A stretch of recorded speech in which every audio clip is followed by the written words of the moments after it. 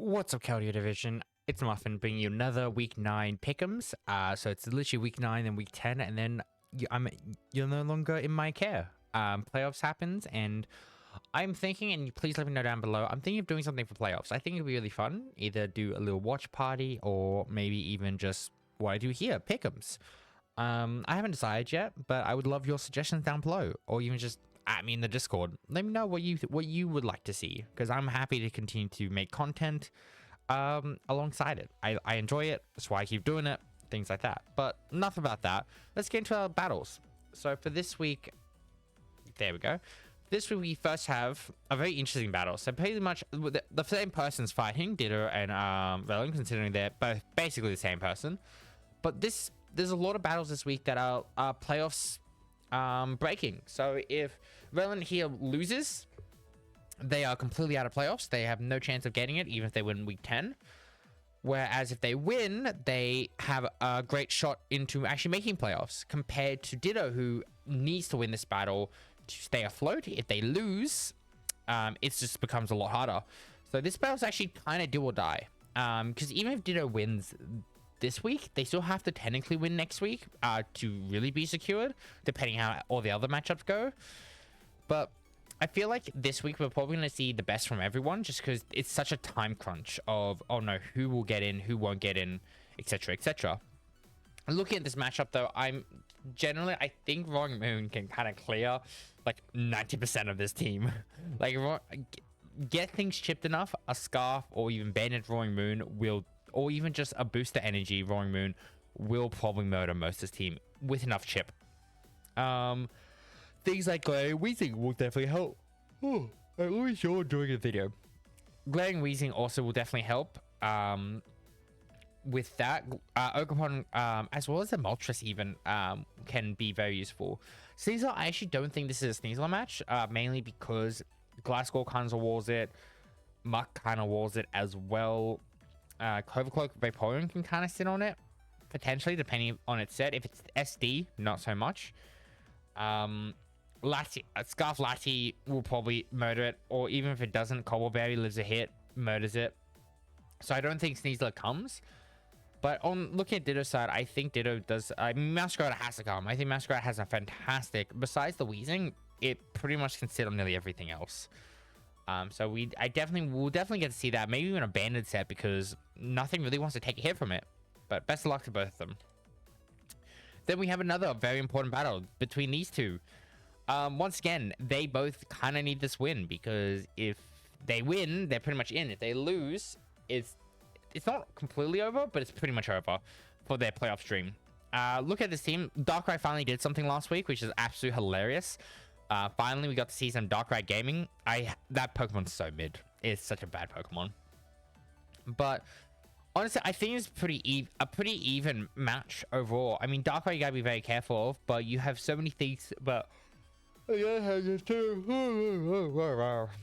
so many things on the other opponent's team to shut it down. Icecale's Frostmoth is just one example. Even Registeel, because Darkrai has to hit a Focus Blast, or it's a physical set, which I don't think they've bought yet. So physical Darkrai could be a good play. Similarly, you do have the Blaziken on one side, whereas the Tauros is a big threat on the other side. A lot of back and forth threats between both sides. I think what it comes down to, possibly that Smeargle comes, sets up webs. Bees are really annoying. That could be a play that actually wouldn't be that bad. And then obviously choice, Life Orb. Actually no, Life Orb Greninja couldn't really, actually wouldn't come here.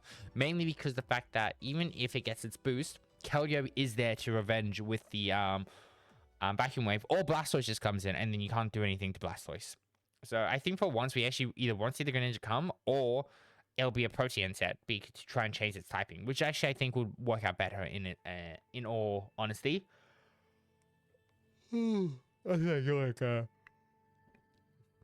Another very even matchup, to be honest, and I think it'll be a coin flip to who would win.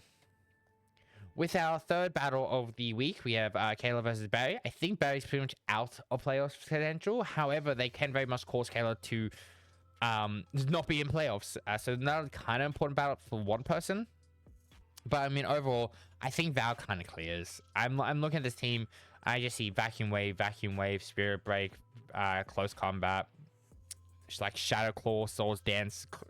Like Swords Dance plus 3 attack moves can pretty much clear most, or even Calm Mind 3 attack moves can pretty much clear most of Barry's team. So I think if they play the Iron Val correctly, I think they'll win.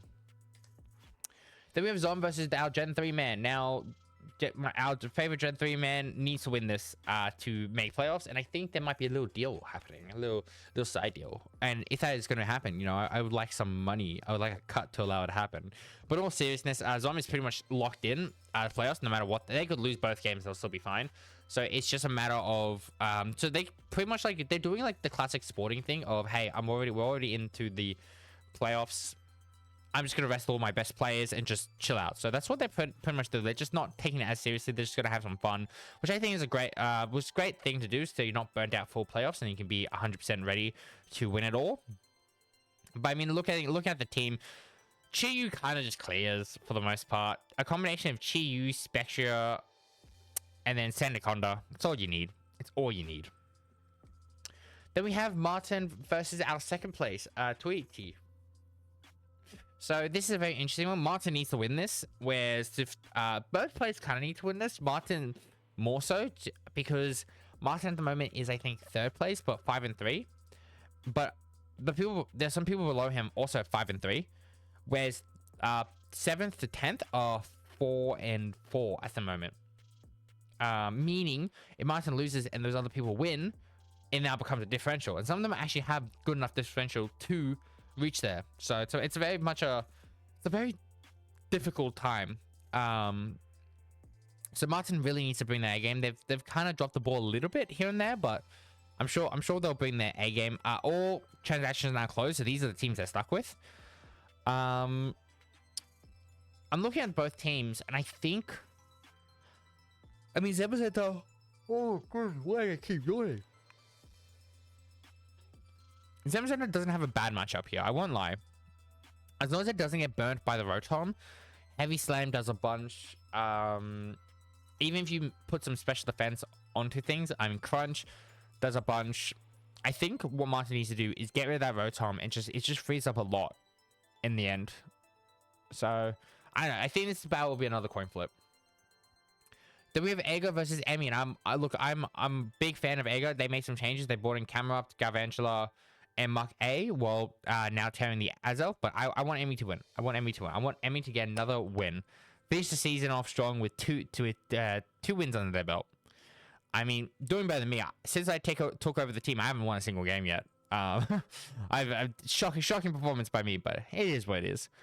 I mean, overall, it's a tough game, but I think Emmy does have the pieces. I mean, Scarf Gardevoir looks really good here, in combination of having a Torn with Regenerator.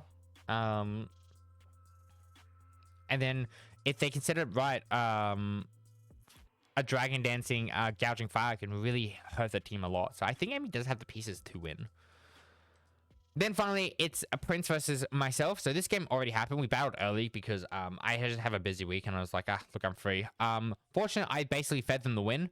I changed my team as well. I got Hitmonlee, Macargo, and Thunderous. And I fed them the win because I forgot what sucked. I didn't read abilities. Turns out,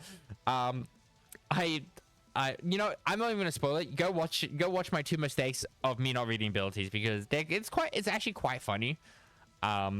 Considering now Prince actually has a chance of players. They just need to win both these weeks. Oh, sorry, they need to win next week.